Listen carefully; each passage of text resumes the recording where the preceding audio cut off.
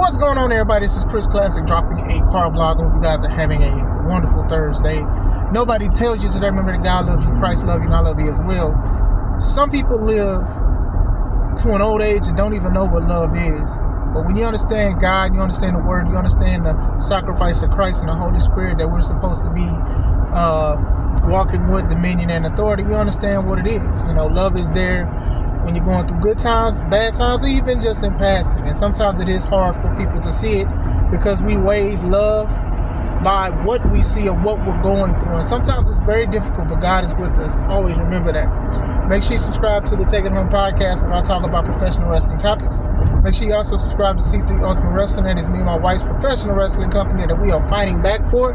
But in the meantime, February 1st, 2025 will be the first show of 2025 called 15, The Takeover. It's by the board. It's very self-centered. Every fifth show is like our biggest. So I'm curious to see what the board will do. They have had some match announcements. Some look good. Some are like, okay, well, this will definitely tear the house down. But it's the board. So you already know that they're going to try to change and mix things up. So subscribe to both channels. Are they bitter or are they correct? I am talking about a lot of wrestlers who have left WWE and they went to either AEW, the Indies, or they did their own thing. And sometimes they do promos or they do interviews. Are they all bitter? Are some of them correct?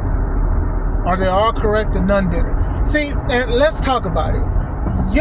So I read Shelton Benjamin's comments about his run in WWE, and he said he felt suppressed and he felt underutilized, and he said that AEW is where he can be himself.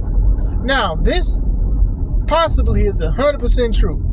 Not sitting here to be like he lying, that's cap, I don't think so, you just saying it because everybody else saying it. The problem with him saying that is that everybody says the same thing. Shout out to Shelton and everything he continues to do. Big fan of him, by the way. But a lot of ex-WWE wrestlers say that, and I'm sure when some leave for WWE from AEW, they're going to say the same thing. It sounds boring because everybody says it. There's no pizzazz in it. Hey, I'm going to show my previous company that they missed out, or blah, blah, blah, or I went to AEW, we're the best wrestler. That's the tagline. That's all you have to say. It's just going into underutilized. A lot of people who have been let go or did not want to resign, they're going to say that. And it's like, I think looking at the comments of what people said, they all said the same thing what other people are saying. Everybody says that. Almost every person that goes.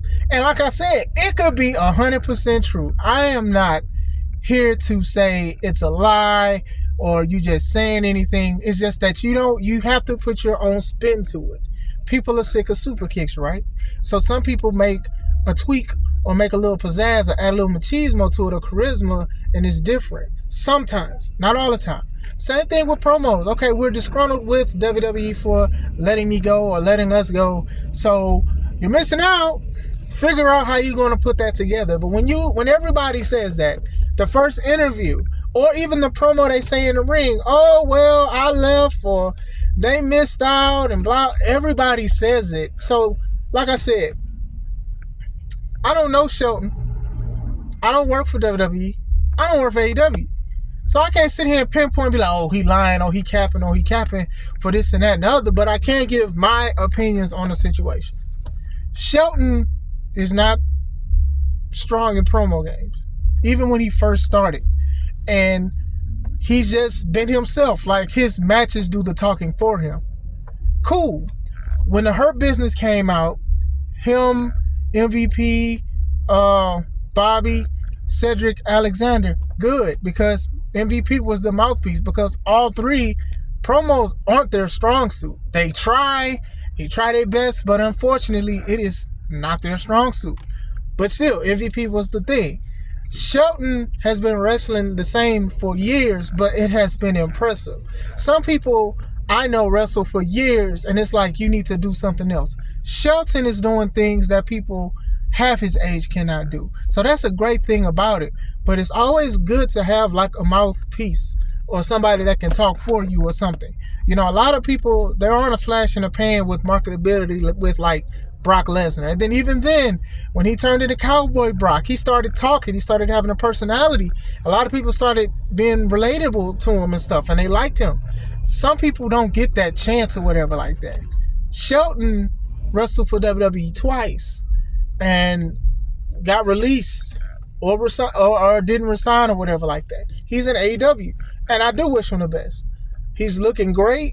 He's still doing things. To me, he's also showing levels to the guys he's going against who wrestle a similar style. He's showing that there's levels. So maybe AEW is that spot where he could be himself, even though it looks like he's doing most of the same stuff, but maybe he has creative. Who knows? That's what he could mean or whatever like that.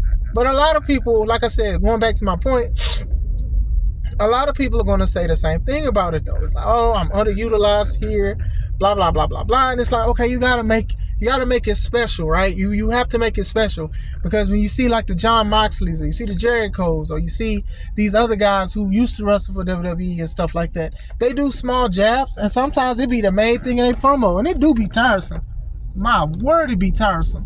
But at the same time, they add their little pizzazz to it, you know? Like, what else? Like, usually, no offense to nobody that I'm about to say, when you cannot cut a great promo, that's the first thing they go for. Oh, they don't know how to use me. And then it's like, sometimes you guys got to realize that wrestling is not just about wrestling. You have to have a character sometimes. It's not about being the most talented wrestler and stuff like that. I think guys like Will Ospreay is slowly but surely starting to understand that. And he's talking more and he's more confident. So I will say he is doing that and making an attempt. Now, I'm not saying other guys aren't, but you can clearly see a progression. It may not be quick, but you see a progression with it. You have to understand that American style wrestling is not Japanese style. It's not luchador. It's not none of that stuff. You have to talk. You have to have some kind of personality. And if you do not have one, you need a manager that can do that. That's why Paul Heyman clicks so well with Brock Lesnar and stuff like that. That's why people love when a wrestler becomes a Paul Heyman guy, because if anything, they need that. They needed that. Cesaro, who is now Claudio, his real name, he needed that. Nothing really went with it, but still, he needed that. You know what I'm saying? Same thing with Ricochet, right? Outside of Ricochet slowly but surely crashing out on Twitter, you know, his weakness was also promos. And it seems like he's trying, but it seems more cringy than anything. And then even the spats he's talking on Twitter about, it's crazy. The cursing, and he's low-key kind of dissing the company he was wrestling at. Now, before all of this stuff happened, he did say the same thing. He felt like he's always started over with WWE. Now, that's a little different. It seems like they wanted to do something with him, but they couldn't find nothing to do with him. Could it have been promos? Yes.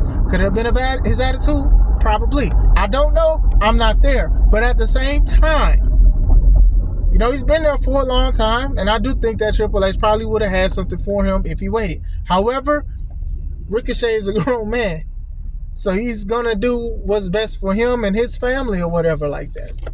But him even going online and like, first it went from, okay, it was like a nice little pitter patter, you know, he was just talking about the toxic people that were saying stuff.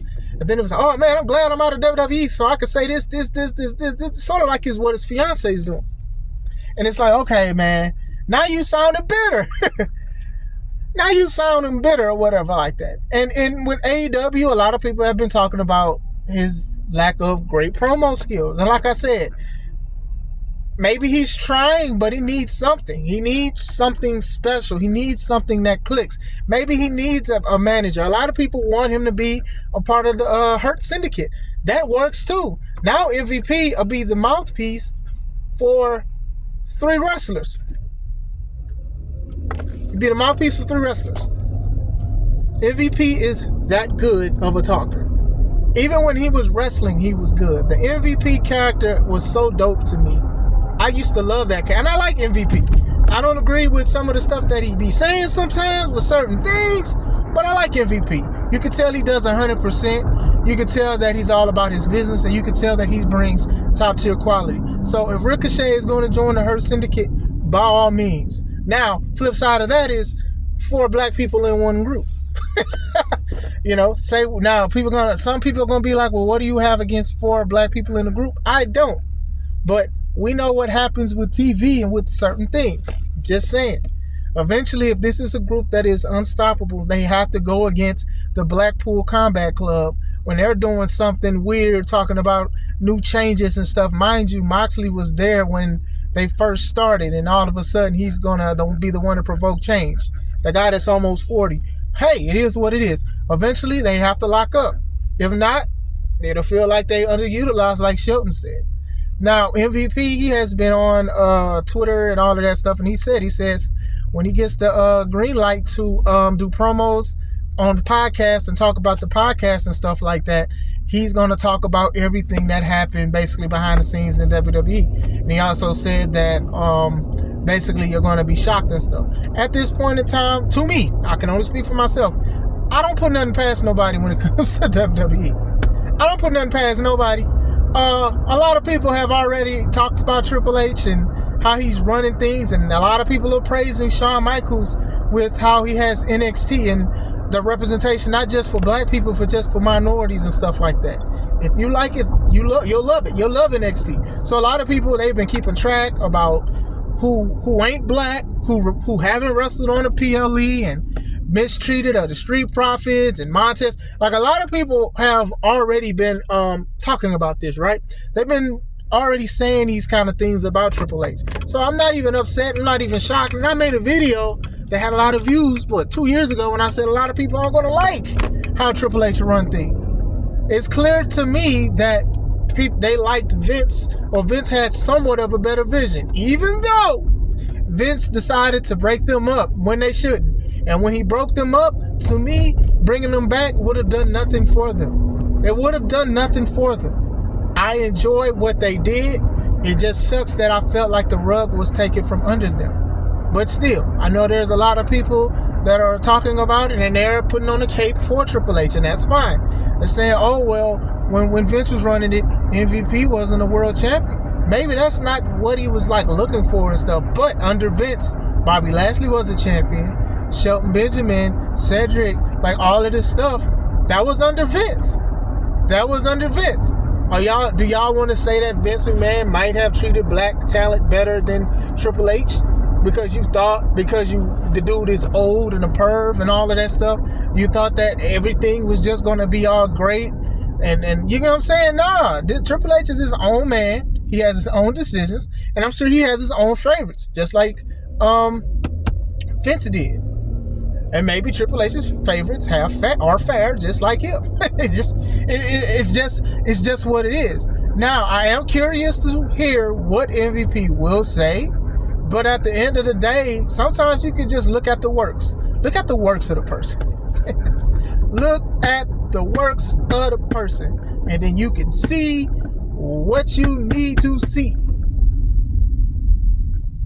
Obafemi is one of the last ones for me to be like, hey, you know what?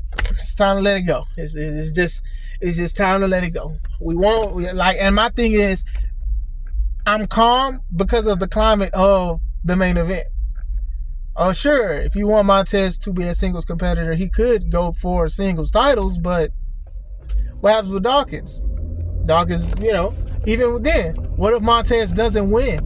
What if he doesn't win the titles y'all want him to win? Then what? Are y'all still gonna rock with him? Because there's a lot of fans that do that. Y'all want people to be pushed so bad, and y'all uber fans of them. But as soon as they lose, oh man, it's time to believe in somebody else. But y'all gonna always believe in Joe Hendry. But still, I'm just saying, MVP, he has been for the past few months tweeting and talking to people hey man, you see how Triple H don't care about trying to push, I'm paraphrasing, about pushing black talent and giving people a chance? Because MVP's biggest thing, one of them was he did want to bring back the Hurt Business, and then They said no, and I've said it. I'm going to be 100% honest. They did not need to bring back the Hurt Business. There was no reason for them to bring it back. Yes, they were cut short. They were cut short. The life of them was cut short, unfortunately, by Vince because he just wanted to do it. But still, I do not think that it would have worked out for the Hurt Business. Hurt Business would have lost to Judgment Day. They would have lost to the Bloodline. They would have lost to Bloodline 2.0. It's just what it is. And from the outside looking in, I can kind of see the frustrations with MVP, looking at how some black talent are treated. New Day has been a group for almost 10 years, made a lot of money, very successful and stuff like that. And now it seems like stuff is being shaken up. 10 years later. 10 years later. So I can see why MVP does care about the craft and the product that he wants to do and want to have and stuff like that. And to be fair, I am curious about the New Day and stuff. I think Kofi even stepped up his promo game, honestly. Not going to sit here and say he's the best, but he knows how to emote. Woods already had it. So I don't know if he's been working with Woods with that because, you know, they boys. But still, he's done a great job. He's making the stuff more interesting than what it already is. You know what I'm saying? So I'm just saying, it's just, you know, could it be bitterness? Yes. Could you also be right? Yes. Could you be correct and bitter at the same time? Yes. You definitely can. You can be like, oh man, they didn't know how to use me. They missing out. I wish them the worst. Not saying wishing them the worst is the correct part, but still, there's a lot of wrestlers that WWE I felt underutilized, honestly. And there's some I'm like, dang, dude, like they gave you chance after chance after chance, and you didn't do it, or you wasn't successful, or people just didn't click. Those are things, those are important too. It's fan reaction, marketability. Like, I don't want to just sit and just be like, hey, you just don't have it. Sometimes you got to look at the sales. You got to look at the views. You got to look at the followers. You got to look at fan reactions. You got to look at Twitter. You got to look at the handles, people tagging them and stuff like that. Those are things that are also very important in this society of social media to push marketability. And I do think that a lot of people are missing that as well. With Shelton, Bobby, and MVP as the Hurt Syndicate in AEW, they have been getting the most views on YouTube. So that says something in itself. So hopefully the Hurt Syndicate will be something that the Hurt Business was supposed to be in AEW. Not saying I have my doubts, but AEW doesn't have a squeaky clean track record of treating black talent properly neither. Just saying. Swerve's reign should have been a lot better than what it was. And even though he was a transitional champion that people think, he should have beat guys like Moxley. He should have beat MJF. He should have beat a lot of these former champions and stuff like that, but he didn't do it. So that, to me, that says something in itself, right? Swerve really built himself up and had a following. My kids do the Swerve when you drive dance, but him not beating guys like Omega was hurt. MJF was hurt but came back. But Moxley been around doing whatever. When you don't beat world champions and you're a world champion, sometimes that's something that makes me scratch my head. But as far as the bitter thing, you know, sometimes people are bitter, but turn that bitter into coins. Turn it into coins. How are you going to do it? You're not going to do it by saying they held me back and I'm here and I'm a new person. Because I swear, what Shelton said, I've heard somebody else say it. That, hey, WWE, they said I couldn't do this. I couldn't be myself. But in AEW, I can be me. Now, I'm sure. I don't know where I heard it from. But I definitely heard it before. That somebody said the same thing. I could be myself in AEW. And one, if you can be yourself, cool. But make yourself special, please. Make yourself special. Promos are very important. I wish people understand that. But let me know in the comments. Are these guys bitter about not being treated right in WWE? Or are they correct? Do they have a gripe? Do they have a valid point to say? Or are they both? Are they correctly bitter? Or are they bitterly correct? Let me know. Hope you guys have a wonderful day. This is Chris Classic. Stay home.